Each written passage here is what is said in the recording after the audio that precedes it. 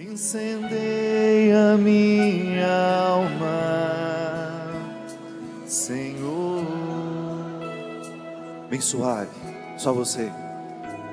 Incendeia minha alma,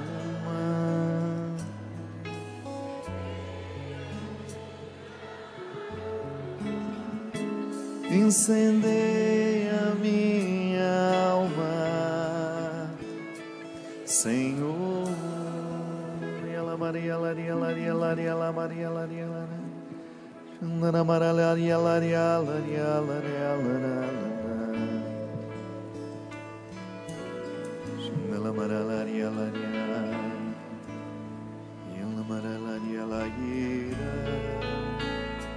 que a força nos venha do céu, que o Espírito Santo repouse sobre cada um de nós nessa manhã, que possa abrir as nossas inteligências, para que possamos compreender a sua palavra, para que possamos descobrir através do Evangelho o verdadeiro caminho da felicidade. Quando Deus age em nós, Ele nos encaminha para a realização humana. É fruto do Evangelho em cada um de nós vivermos. É fruto do Evangelho em nós encontrarmos o caminho que nos realiza, que nos faz felizes. Peça hoje ao Senhor que este Kairos seja para você um tempo de graça, um tempo de encontro com Ele, e que você saia daqui mais feliz do que quando chegou. Amém?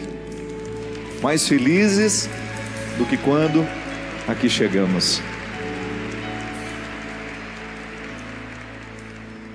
Trouxe a Bíblia hoje? Muito bem. Então pode abrir a palavra. Muito embora você já conheça de cor esse texto, mas eu gostaria muito que você me acompanhasse com a sua Sagrada Escritura. Mateus capítulo 5. É o Novo Testamento, viu? Mateus fica no Novo Testamento. Mateus capítulo 5. Quem não tem a Sagrada Escritura em mãos, vai prestar bem atenção, para você saborear cada palavra desse Evangelho lindo, dessas palavras poderosas que Jesus pronunciou no alto de uma montanha. E não foi por acaso. Essas palavras combinam com a geografia de onde foram ditas. O Senhor esteja convosco. Proclamação do Evangelho de Jesus Cristo, narrado segundo Mateus. Pode ficar sentado, não tem problema não. Vendo Jesus as multidões, subiu ele ao monte, e como se assentasse, aproximaram-se os seus discípulos. E ele passou a ensiná-los, dizendo: Bem-aventurados os humildes de espírito, porque deles é o reino dos céus. Bem-aventurados os que choram, porque serão consolados. Bem-aventurados os mansos, porque herdarão a terra. Bem-aventurados os que têm fome e sede de justiça, porque serão saciados. Bem-aventurados os misericordiosos, porque alcançarão misericórdia. Bem-aventurados os puros de coração, porque verão a Deus. Bem-aventurados os pacificadores, porque serão chamados filhos de Deus. Bem-aventurados os perseguidos por causa da justiça, porque deles é o reino dos céus. Bem-aventurados sois quando por minha causa vos injuriarem e vos perseguirem, e mentindo disserem todo mal contra vós. Regozijai-vos e exultai, porque é grande o vosso galardão nos céus, pois assim perseguiram aos profetas que viveram antes de vós. Palavra da salvação. As palavras do Santo Evangelho perdoem os nossos pecados. A vida nos ensina que não tem receita mágica para ficar feliz, né? E enquanto a gente rezava, a gente pedia que Deus nos curasse, que nos libertasse de tudo aquilo que precisa ser libertado e curado em nós. Sabe, minha gente, no mundo em que nós vivemos, no contexto em que nós vivemos, nós precisamos ser curados, primeiramente, a respeito do que nós consideramos ser feliz. É uma cura. É interessante porque a conversão, eu já cansei de falar isso para vocês, a conversão é a substituição de pensamentos antigos por pensamentos novos. Mas qual é a novidade que substitui o que é antigo? É Jesus.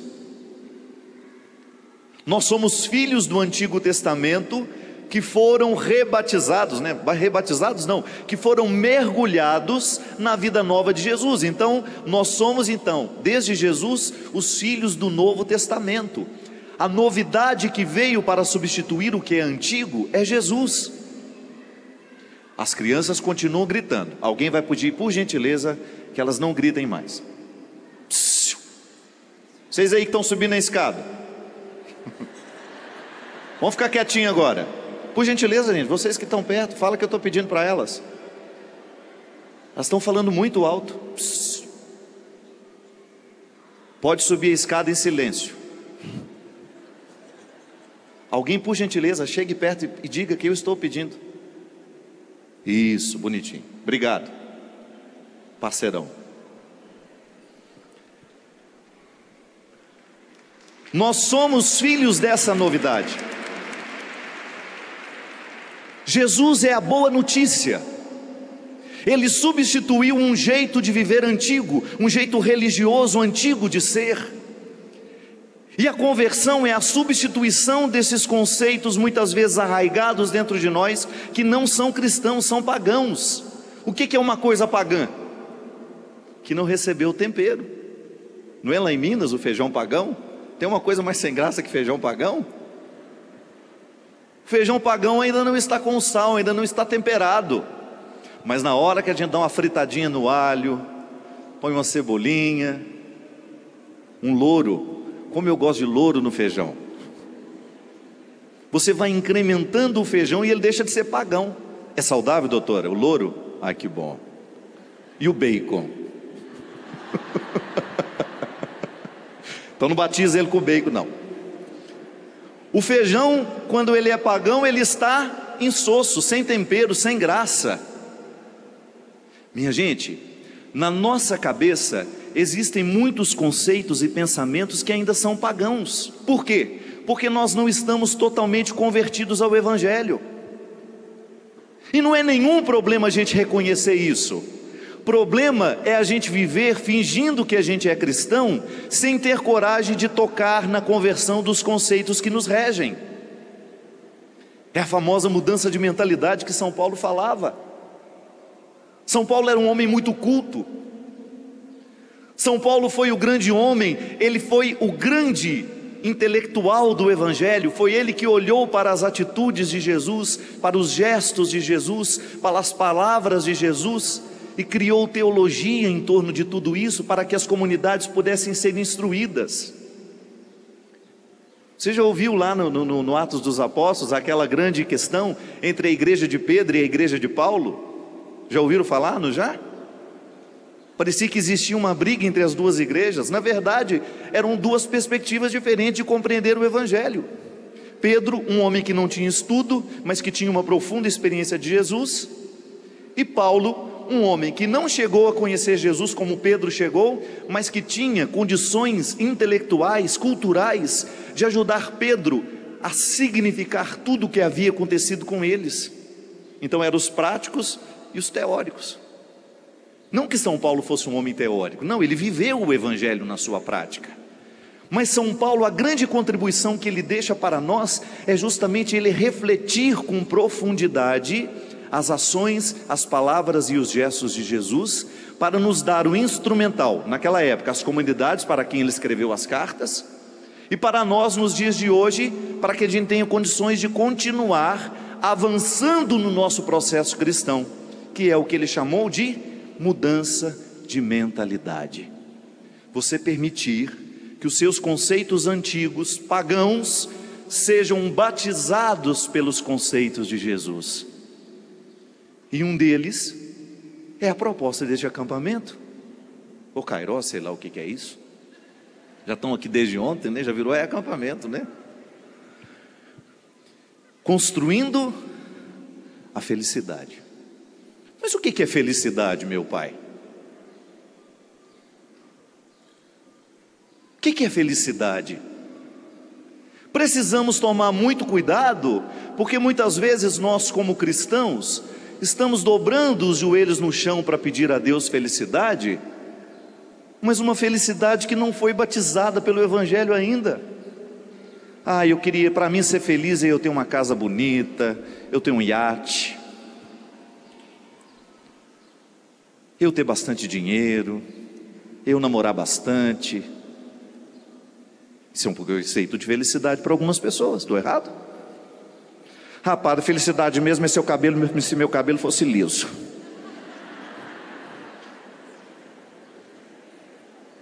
Eu ia ser mais feliz se eu fosse mais moreninha. Felicidade, se você for esmiuçar, você vai encontrar os mais estranhos tipos de felicidade. Se eu mudasse meu nome, eu ia ser tão mais feliz.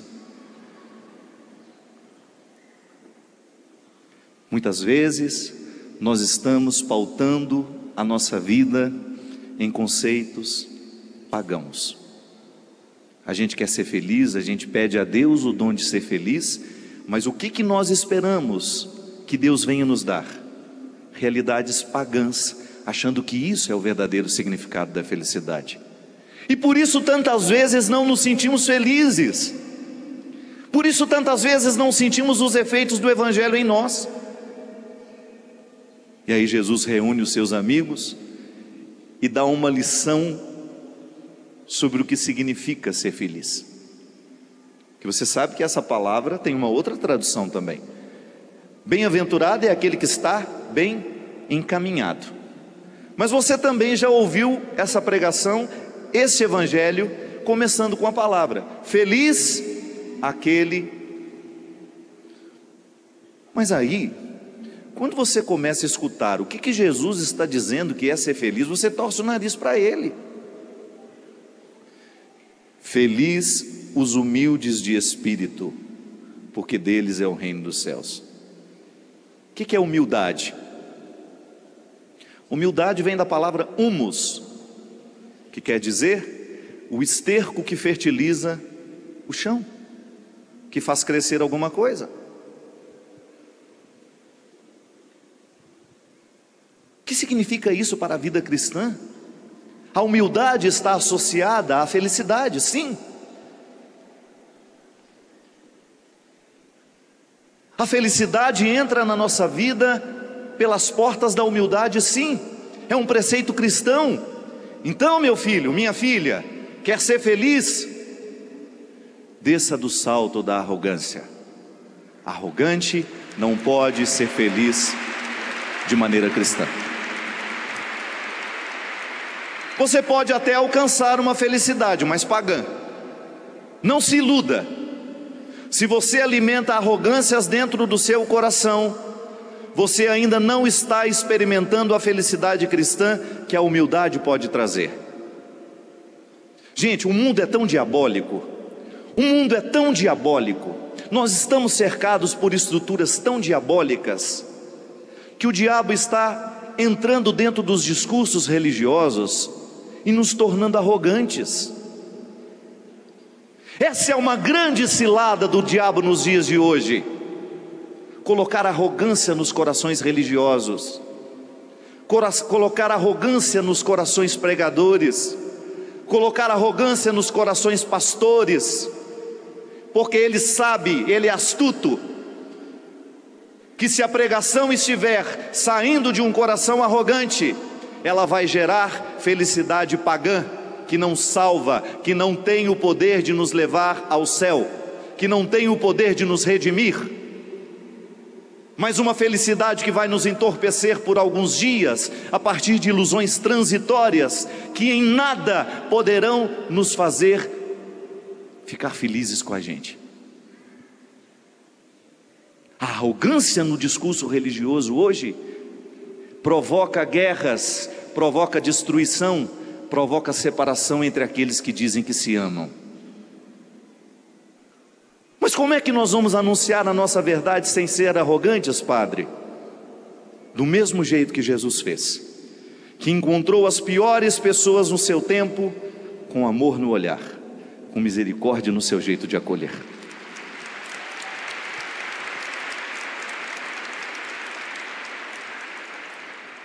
E nós precisamos aprender urgente, porque muitas vezes nós perdemos as pessoas, porque nós não somos capazes de reconhecer que a nossa arrogância é um fruto do diabo na nossa vida.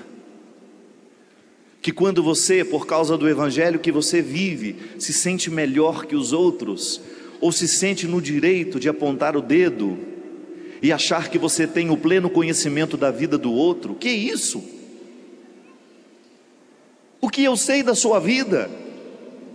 Aquilo que você me permite saber.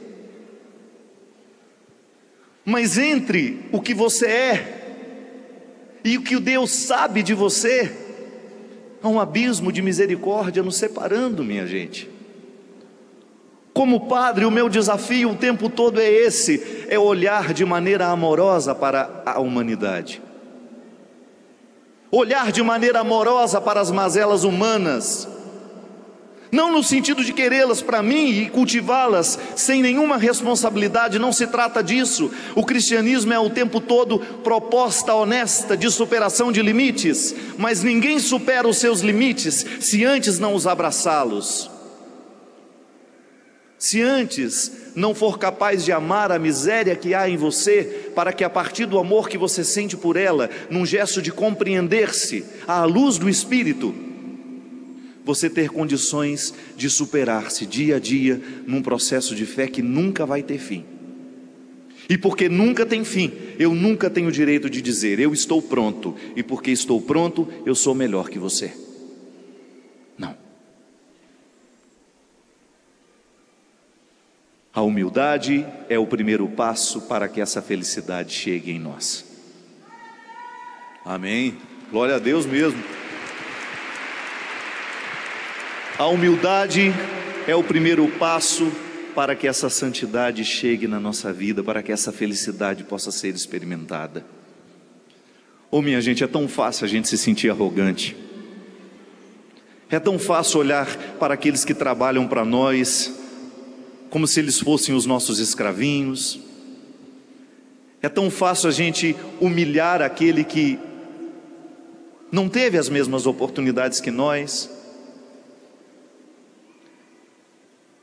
É tão fácil você se sentir melhor do que o outro por aquilo que você já estudou, por aquilo que você já sabe, por aquilo que a vida lhe deu a oportunidade de construir. É tão fácil você olhar de cima. Mas o caminho é inverso. A felicidade que esse olhar arrogante pode nos dar, ela é temporária, e vai chegar um momento da vida em que ela não vai te alimentar mais. É a decadência dos grandes reinos, é a decadência natural dos grandes impérios, que depois que cresce, sobe, sobe, sobe, sobe, não tem para onde mais subir, só existe um destino: cair. Tem gente que se acha o pavão do reino. Eu sou o mais bonito, eu sou o mais inteligente, e agora todo mundo vai ter de me aturar. Só que se esqueceram que o pavão que anda hoje no jardim enfeitando, vira espanador amanhã.